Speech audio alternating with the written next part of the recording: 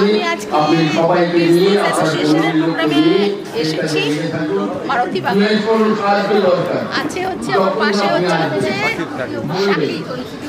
শাকির ভাই প্রত্যেক বছরই এই প্রোগ্রামটা এখানে সকলে আর আমাকে এখানে আসে প্রত্যেক বছরই এই 26শে জানুয়ারিতেই করে কম্বল ডিস্ট্রিবিউশন করে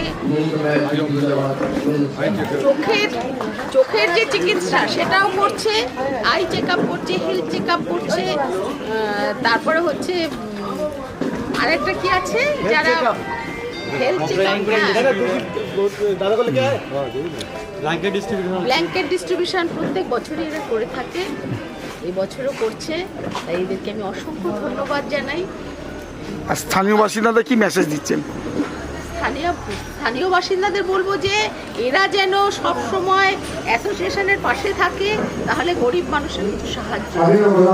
আমাদের নেত্রী মমতা বন্দ্যোপাধ্যায় উনি যেমনি গরিব মানুষের পাশে থাকেন, জাতপাত মানেন না, সেইরকমভাবেই এরা সকলকে চলতে ভালোবাসে, এমনি চলছে। আমি আশা করবো এরা এর পরের বারও এর থেকে যেন ভালো করবে।